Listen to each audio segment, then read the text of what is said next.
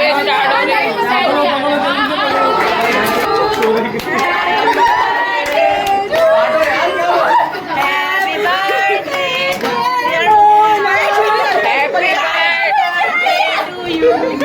मुबारक हो मोना 16 साल की हो गई।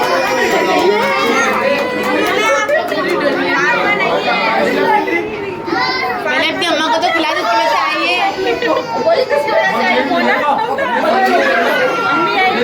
पहले अपनी अम्मा को नहीं खिला, जिसकी वजह से आई। हाँ, पहले मुझे खिला। ताजिद भाई इस केक को कैसे मैनेज करते हैं इतने सारे लोगों में?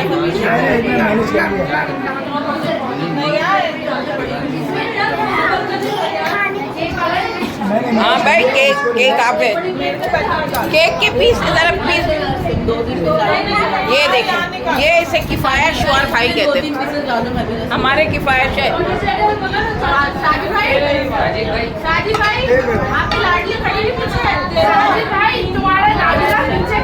टू इन वन हो गई, एमरजेंसी बर्थडे भी हो गई है, तो बड़ा मज़ा आया, खाना भी बड़ा ज़बरदस्त था। अब बर्थडे में भी काफ़ी मज़ा आ रहा है और ये बर्थडे की सेलिब्रेशन चल रही है।